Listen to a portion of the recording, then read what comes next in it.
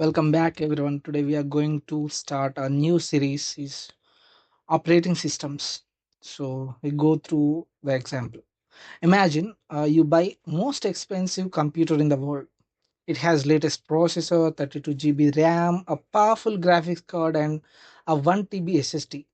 But there is one problem. There is no Windows, no Linux, and no Mac OS installed. What do you think will happen? Can you open Chrome? Can you watch YouTube? Can you play games? The answer is no.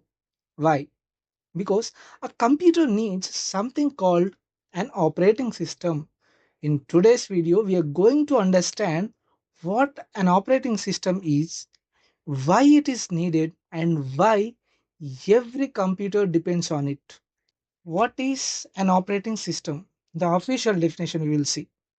An operating system is a system software that acts as intermediary between the user, application programs, and computer hardware.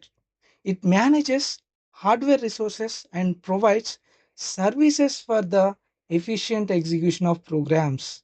So don't worry if it sounds like complicated. Let's understand every part.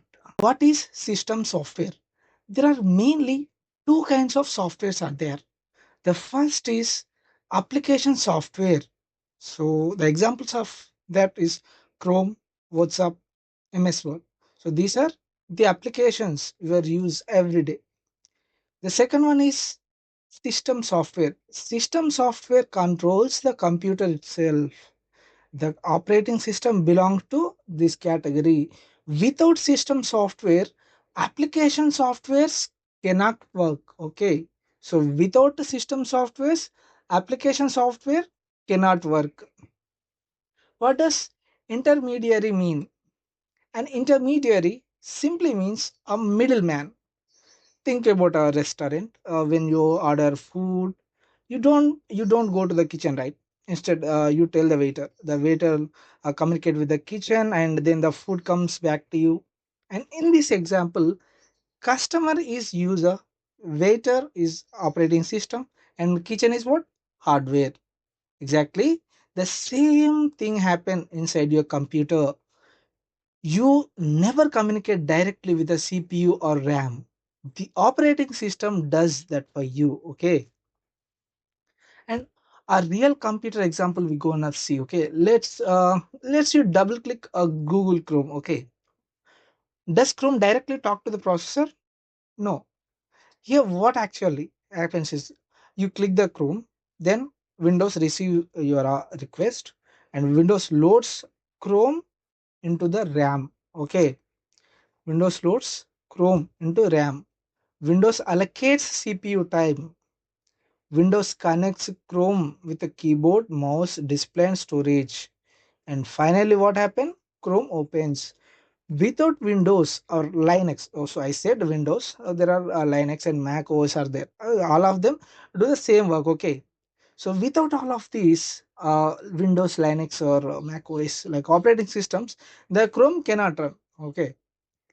Then now the question: why do we need an operating system?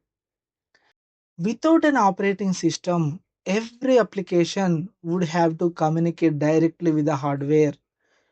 Okay. Without without an operating system, every application would have to communicate directly with the hardware, making software development complex and inefficient. The operating system solves the problems by simplifying hardware usage, managing system resources, providing a common interface, enabling multitasking and multi-user operations, and also protecting the programs and data. Okay, so like imagine every application had to know. For example, there is an application is there. So uh, that application had to know how to use RAM, how to communicate with SSD, how to control the printer, how to display pixels on the monitor, and that would be extremely difficult, right? Instead, every application simply asks the operating system. The operating system does that hard work. Okay, Not every application not gonna do that. The application asks to the computer operating system, that operating system is does the work. Okay. If you understood this topic, hit a like button and subscribe, because in the next video we will learn basic architecture of an operating system, so using simple diagrams and real world examples. Thanks for watching. I'll see you in the next class.